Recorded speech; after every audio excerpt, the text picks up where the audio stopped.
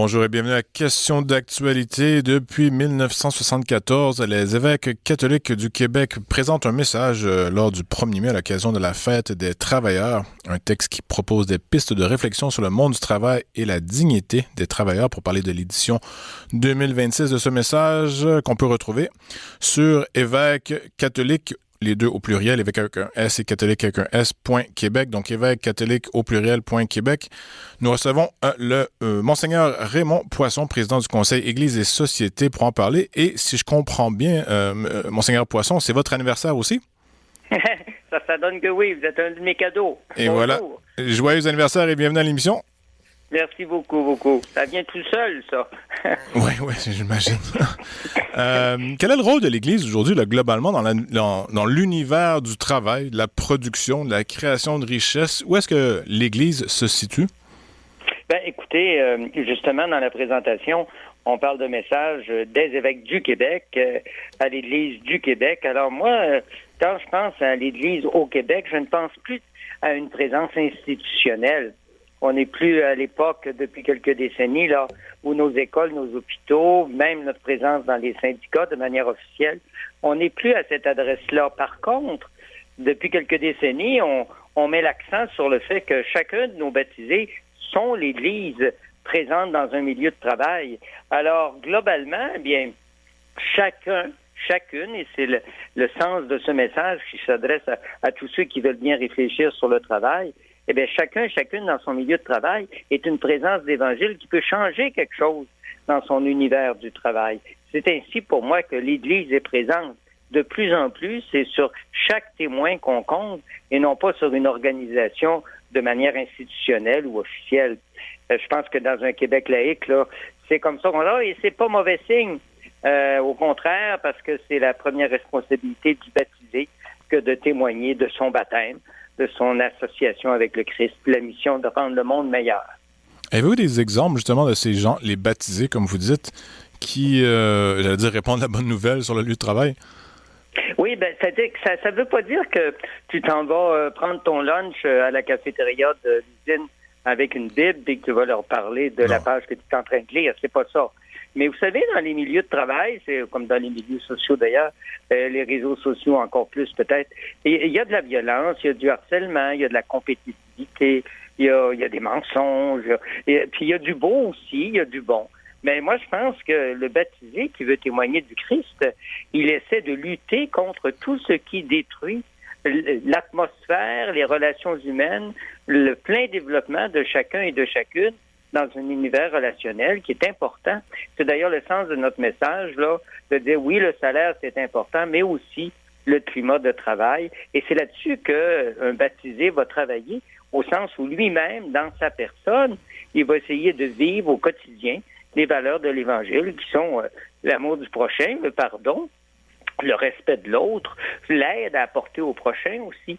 Alors, je pense qu'il y a de quoi travailler là-dedans.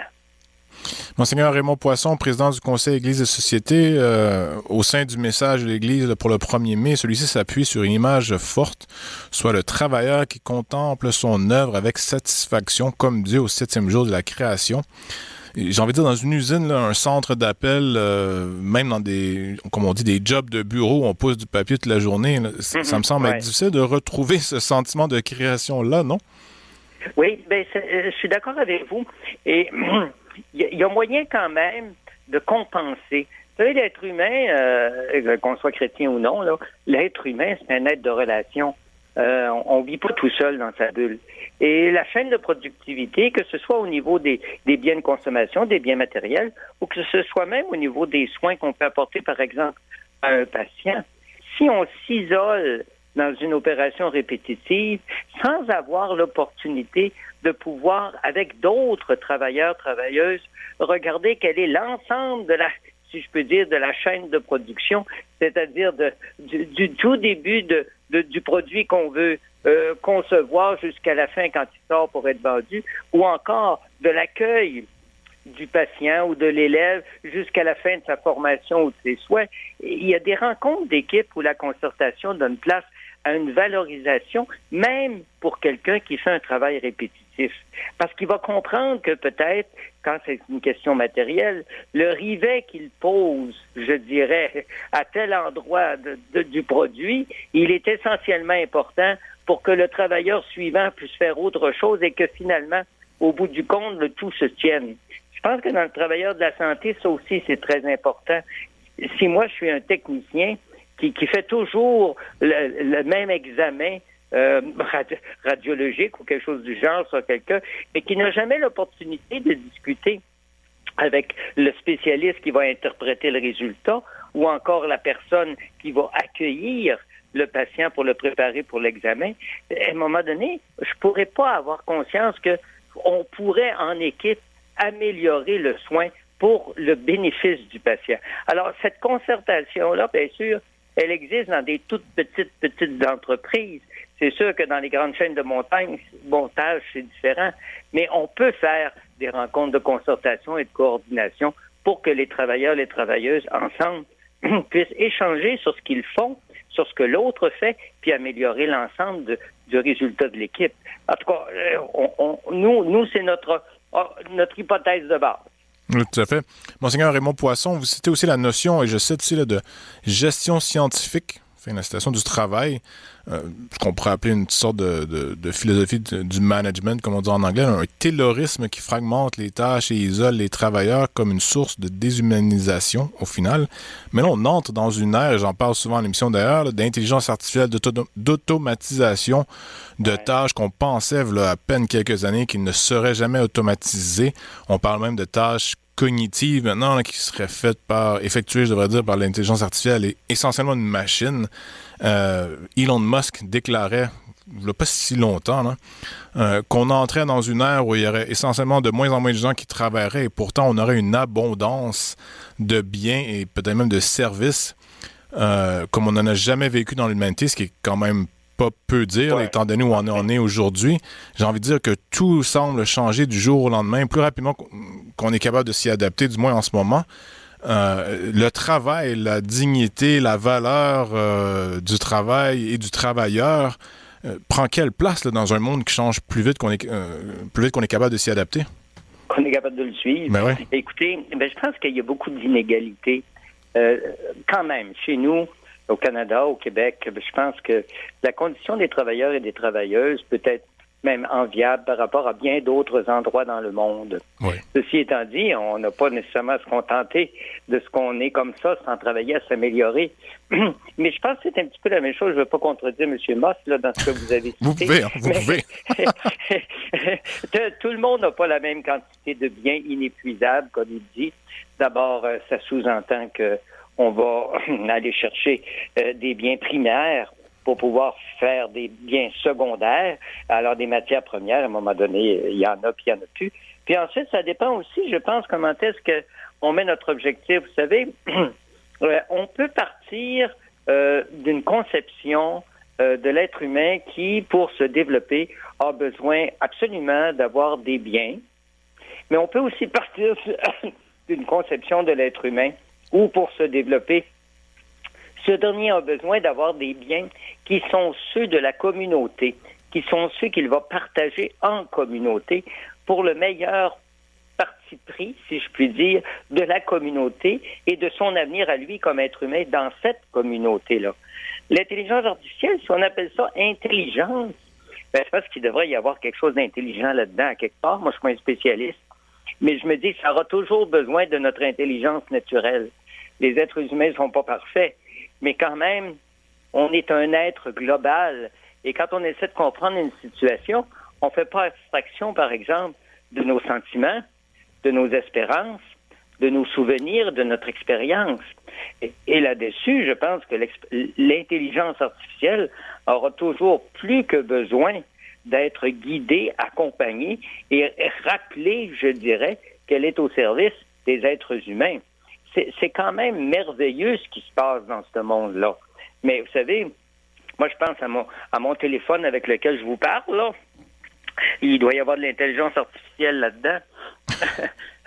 Mais à un moment donné, il faut être capable d'avoir la facilité de demeurer le maître du téléphone et non pas se laisser envahir par les appels, les messages, les courriels, on sait qu'il y a des gens qui font de la addict, là, je sais pas comment dire ça. Oui, il y a une dépendance à la technologie, oui, tout à fait. Dépendance, justement, au petit écran. Alors, je pense que là-dessus, ça fait jamais l'économie de l'intelligence humaine naturelle et il va falloir toujours être très prudent. Mais que des tâches répétitives soient faites par l'intelligence artificielle et la robotisation, moi, je pense que normalement, ça devrait améliorer la qualité du travail des êtres humains et les amener à faire quelque chose de plus intéressant. Et ça, encore là, c'est inégal dans le monde. Moi, je crois pas qu'on va faire disparaître les inégalités, personnellement, mais je me rappelle avoir, lors de mes cours de philosophie et différentes lectures au fil des années, il y a certaines personnes, des penseurs surtout, qui émanaient de la période de la Révolution industrielle, mais aussi là, de la montée du numérique dans une période beaucoup plus récente, qui disait on se rend compte qu'une fois que l'homme crée des technologies, il pense les maîtriser, mais finalement il devient l'esclave de ses propres technologies et l'homme devient machine. C'est pas un danger auquel on fait face, surtout dans un monde, là, j'essaie de faire le lien avec le catholicisme ici, où... Allez-y, ouais. Il y a une partie, je serais prêt à passer, en partie vous avez raison, dans le sens que si on a dans notre monde aujourd'hui ces élans pleins d'humanité, les uns envers les autres, envers la nature, envers la protection de la nature, de la création, envers les animaux, envers la diversité biologique qui existe dans notre monde, les merveilles de notre monde. Si on a cette sensibilité-là, je pense qu'elle aussi, elle est plus présente parce que justement, on se sent un peu menacé par des technologies qui déshumanisent notre monde. Et je pense qu'il y a un équilibre à garder là-dedans. Et l'équilibre, il sera jamais acquis complètement. Il est toujours à construire. Et peut-être que l'embêtement avec l'intelligence artificielle, comme je vous dis, moi, je suis un néophyte là-dedans. Je suis pas un spécialiste. On l'est tous. C'est qu'elle génère elle-même ces nouvelles technologies. Et c'est là qu'on risque quelquefois d'être dépassé, mais j'ai confiance que dans le génie humain, il y a du monde qui suit ça et qui sont capables d'encadrer la chose. On l'espère. On l'espère. Oui. Monseigneur Raymond Poisson, le message mentionne aussi là, explicitement les travailleurs migrants des secteurs agricoles et domestiques qui sont particulièrement vulnérables, face à, on va dire, des abus, carrément. Ouais. Pourquoi l'Église a tenu à nommer spécifiquement ces travailleurs et cette situation? Deux éléments là-dessus. Le premier, c'est que ces gens-là, particulièrement chez nous, ils sont issus de milieux qui sont profondément chrétiens et catholiques. Et sur le terrain, chez nous, il y a quand même des organisations, des mouvements, des associations, des présences catholiques, chrétiennes, là, quelques agents, quelques prêtres, quelques personnes bénévoles qui sont présentes. Et on les accueille souvent dans nos lieux de culte la fin de semaine dans les milieux agricoles. Alors, on est en contact avec eux. Le deuxième élément, c'est qu'ils font rarement la manchette. Dans nos médias d'actualité, au Québec, on ne parle pas souvent d'eux autres. On sait cependant que leur présence est essentielle. Si vous parlez des agriculteurs, là, pour la cueillette des petits fruits ou autres, là, la culture des légumes ou autres, c'est essentiel d'avoir cette main-d'œuvre. On se rend mutuellement service. Je pense qu'il faut faire attention à la manière dont on traite ces personnes. On sait très bien que ces gens-là se contentent de moins que ce qu'un Québécois de naissance, un Canadien de naissance, voudrait avoir comme salaire ou comme condition. Mais c'est pas une raison pour abuser de ces gens-là. Alors nous, on veut se faire l'écho de cette catégorie de personnes qui souvent ne fait pas la manchette, mais a besoin d'être respectée. Vous parlez aussi je cite ici, de décroissance salutaire, fin de la citation, mais le monde entier vise exactement l'inverse, là, pour être franc. Donc la croissance même la plus rapide possible, la plus importante possible. Donc en gros, le monde entier en veut toujours plus. Et ça revient à ce que je disais tantôt, on nous promet un monde d'abondance. Reste à voir si ça va arriver, là, mais à quoi ressemble une décroissance salutaire, à votre avis? C'est parce que faire briller l'illusion que notre bonheur dépend de la consommation des biens, de la propriété d'une multiplicité de biens, je pense qu'on n'est pas honnête. Oui, on a besoin de biens pour vivre, mais il ne réside pas là l'essentiel du développement de l'être humain dans sa vie. Au contraire, il y a aussi des gens qui décident dans nos sociétés, moi j'en connais quelques-uns, de se contenter de moins consommer, mais qui vont investir, par exemple, dans les relations humaines, dans les relations de leur famille, dans la manière d'être présent avec leurs enfants, au lieu d'avoir 2, 3 salaires dans la maison. Ils vont se contenter d'un salaire pour être plus présents avec eux. Dans les vacances, ils vont se contenter d'aller faire une semaine de camping plutôt que d'aller dans le sud en avion. Il y a des gens qui font des choix. Et dans ce sens-là, moi, je pense que la vérité, c'est encore une question d'équilibre. Oui, on a besoin de biens, mais vivre pour avoir des biens, c'est un bonheur qui n'est jamais satisfait. Alors que nos biens servent à partager avec les autres, je pense que c'est la nature même des biens matériels, de nous aider à nous développer les uns avec les autres, en famille, en milieu de travail. Alors, pour moi, il y a une question là, d'équilibre entre mon épanouissement par des biens que je vais posséder, mais vous savez comme moi que quand vous achetez un chandail, puis vous vous dites « Ah, je vais donc être heureux quand je vais porter le chandail », puis 2 semaines après, vous vous apercevez que vous le mettez jamais. On est toujours déçus. Ça, ouais. Parce que moi, en tout cas, je mets toujours les mêmes affaires. Ah, mais c'est un avantage, j'imagine. Tout à fait. Toujours en noir, pas mal. C'est un avantage. Dans votre texte aussi, là, vous demandez aux gens de devenir, je cite encore une fois, consommatrices et consommateurs conscients, fin de la citation. Est-ce que ça revient un peu à ce que vous venez de dire, dans le sens où, on achète pour être heureux, mais on trouve toujours un certain vide existentiel dans nos achats, dans notre consumérisme. C'est pas vraiment la solution, finalement. C'est pas vraiment la solution. Et c'est sans doute... Je serais porté à dire que si on se contente de ça, on s'en va sans doute dans un cul-de-sac. C'est-à-dire, on va rencontrer un mur. Parce que des biens, c'est pas inépuisable. Il y a beaucoup de drapeaux rouges qui se lèvent dans le monde. Le pape François lui-même, il y a une dizaine d'années, avec Laudato Si, nous éveillait au fait que là où il y a beaucoup de pollution, il y a beaucoup de pauvreté et vice-versa. Et souvent, quand il y a de la pollution, c'est toute la chaîne de production de la nature qui est compromise pour longtemps, et souvent, ça déborde les limites, les frontières d'un pays, d'un lac, d'une région. Ça touche beaucoup de monde.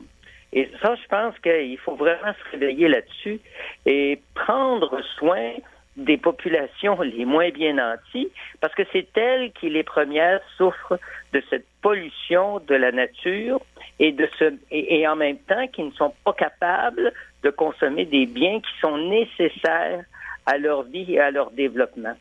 Et je pense qu'il faut prendre soin de ces gens-là parce que notre propre bien-être dépend aussi de leur présence. Vous voyez, j'écoutais les informations à propos du détroit d'Ormuz et qui nous disait, c'est encore la même affaire. Ça ne sera pas les pays d'Amérique du Nord qui vont manquer de l'essentiel. On a les moyens de s'acheter du pétrole ailleurs. On va le payer cher, mais on a les moyens. Mais quand on va vers les pays de l'Asie ou du Pacifique, c'est une autre paire de manches. Alors, ça les plonge non seulement dans un problème fondamental de consommation, mais de survie aussi. Parce que c'est tous les biens comestibles qui auront de la difficulté à se déplacer et à être possiblement achetables par des gens qui ont un pouvoir d'achat très limité. Alors, notre équilibre, il est sur toute notre grosse boule de la planète. Et ça, il faut absolument en prendre conscience. En conclusion, je pense que notre humanité est plus dépendante de son ensemble qu'elle ne l'a jamais été. Et normalement, avec la technologie, on devrait pouvoir être plus heureux tous ensemble. Monseigneur Raymond Poisson, président du Conseil Église et Société, un grand merci. Merci beaucoup, monsieur. On rappelle qu'on peut retrouver le texte à propos du 1er mai sur évêquecatholique.québec, évêque et catholique au pluriel. Restez avec nous. Après la pause, on discute avec Alexandre Cormier-Denis.